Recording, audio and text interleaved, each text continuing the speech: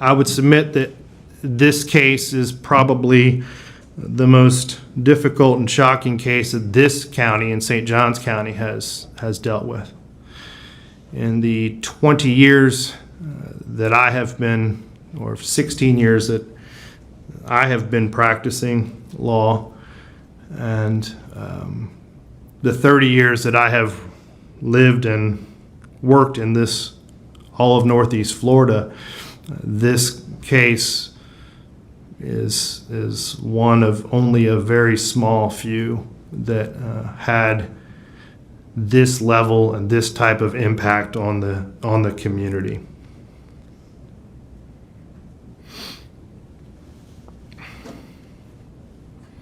This court gives this factor great weight.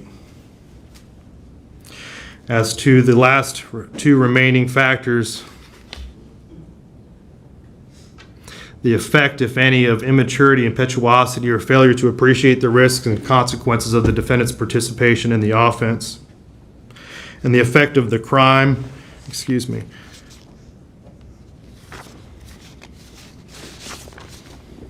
and the nature and circumstances of the offense committed by the defendant. These factors are somewhat combined.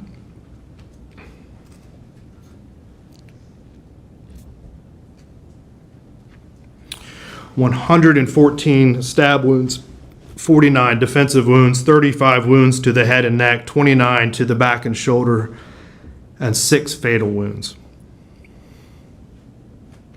This court has reviewed and seen more than its fair share of autopsy photos. The autopsy photos in this particular case were particularly difficult.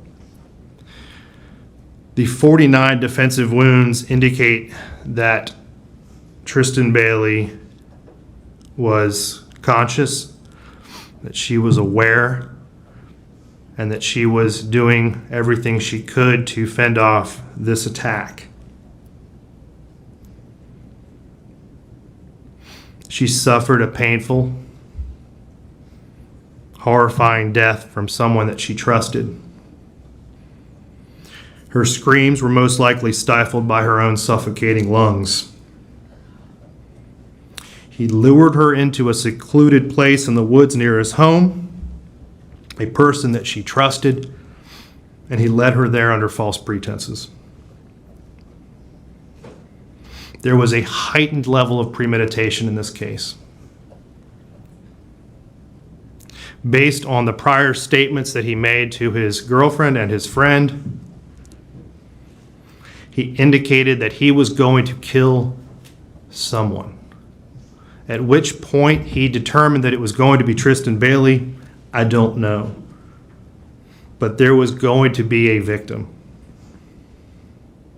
He indicated that how he was going to do it, that he would take them into a wooded place, that he would stab them, he would kill them and then run away so that he could keep on killing. He told his best friend that he wanted to kill someone to see what it felt like, and he wanted to watch them bleed out. This particular crime was committed with the weapon of choice as a knife, which he nicknamed Poker. That required a up-close, personal,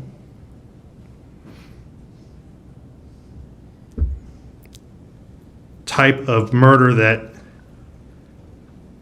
is rare. It's unique.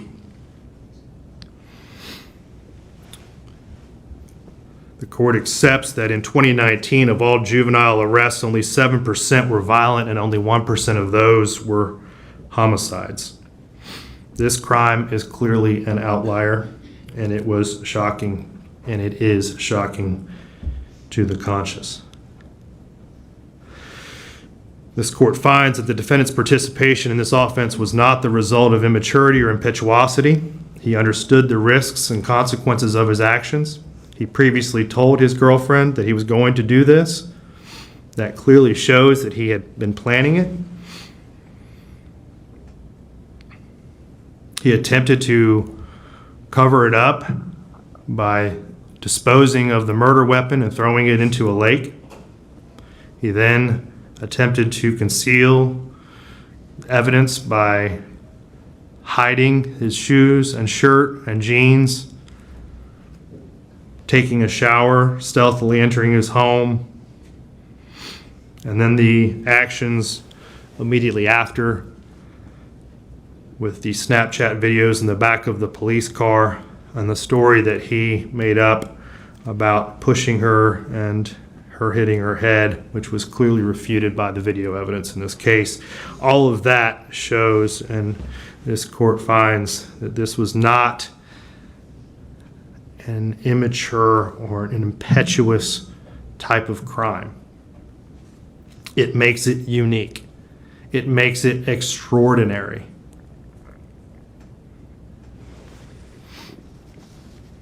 What is also very troubling is that this crime had no motive. This was not done out of greed. It was not done in retaliation, retribution, or revenge. It was not a crime of passion. It was not a crime that was committed because he felt rejected by her. It was not done in a fit of uncontrollable anger. There was no reason. There was no purpose. It was done for no other reason than to satisfy this defendant's internal desire to feel what it was like to kill someone.